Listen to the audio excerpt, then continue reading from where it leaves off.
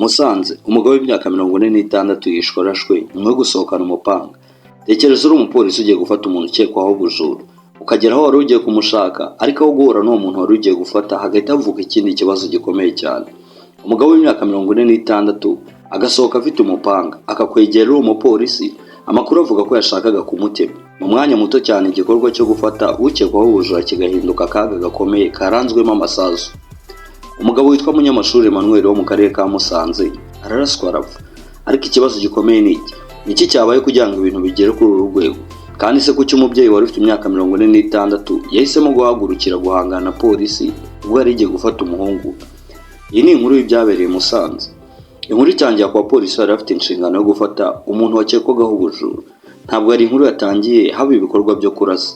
Polisi yari igiye gukora igikorwa cyo gufata ukekwaho ibyaha kugira ngo akurikiranwe n'inzego zibishinzwe. Uyu muntu washakishwaga yari umuhungu wa Munyamashuri Emmanuel. Kugeza aha ibintu byari bigikurikira inzira isanzwe y'ibikorwa by'umutekano, ariko hari ikindi kintu cyaje guhinduka. Ubwo polisi bari bageze aho bagombaga gufatira uyu musore, havutse ikibazo gikomeye. Amakuru avuga ko Munyamashuri yarwanije igikorwa cya polisi. Aho kurebera igikorwa gikomeza, uyu mugabo ngo yasohotse. Ariko ntiyasohotse ubusa, yasohotse afite umupanga. Hano ibintu byakomeje kugenda bifata indi sura. Umupanga wari mu ntoki z'umuntu wari uhangaye na polisi, washoboraga gutuma ubuzima bwa polisi cyangwa se ubw'abandi bujya mu kaga. Nk'uko amakuru yatanzwe bivuga, Munyamashuri yagerageje gutema umwe mu bapolisi. Tekereza muri ako kanya ko byari byifaze. Umupolisi yari imbere y'umuntu afite umupanga. Intera ishobora kuba ari nto cyane. Igihe cyo gufata icyemezo ni gito, kandi buri segonda ishobora kugira ikihindura, kuko ushobora gutinda ugasanga aramwishe. Ni muri uwo mwanya ibintu byageze ku rwego rwo gukoresha imbunda. Polisi yarashe Munyamashuri Emmanuel, uyu mugabo w'imyaka 46 ntiyaje kurokoka. Ikibazo benshi bibaza ni iki: kuki umubyeyi yarwanije polisi kugeza aho asohokana umupanga? Kugeza ubu amakuru dufite ntabwo aratanga ibisobanuro birambuye by'impamvu yatumye uyu mugabo akora ibyo ngibyo. Turabizi ko polisi yari igiye gufata umuhungu wiwe wa Munyamashuri Emmanuel, niwe wakekwagaho ubujura.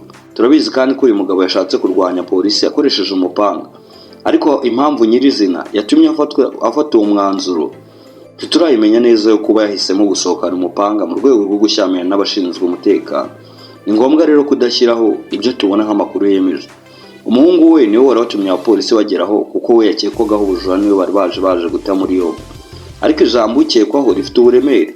Ukekwaho icyaha ntibivuze ko umuntu aba yamaze kwemezwa icyaha n'urukiko cyangwa se abifitiye ububasha. Ibi bigomba kugenzurwa n'inzego zibishinzwe hakurikijwe amategeko ndetse n'ibimenyetso.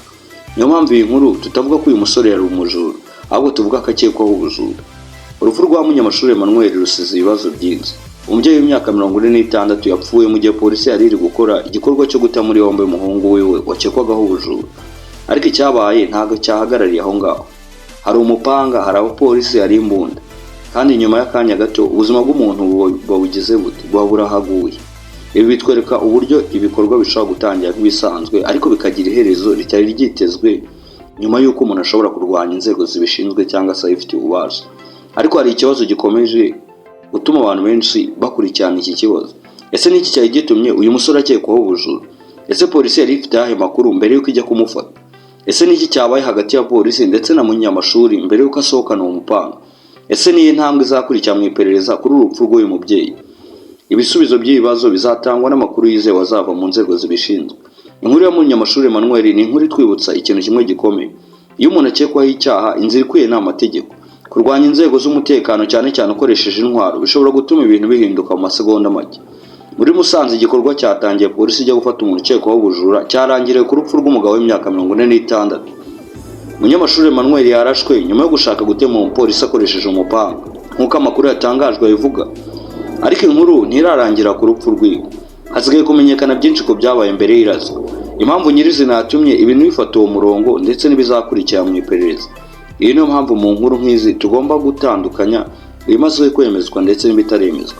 Kugeza ubu icyemejwe nuko Munyamashuri Emmanuel w'imyaka 46 yarashwe na polisi i Musanze nyuma yo gusohokana umupanga no kugerageza gutema umupolisi ubwo yari agiye guta muri yombi umuhungu we wakekwagaho ubujura. Ibindi bisobanuro bizamenyekana bigendeye ku iperereza.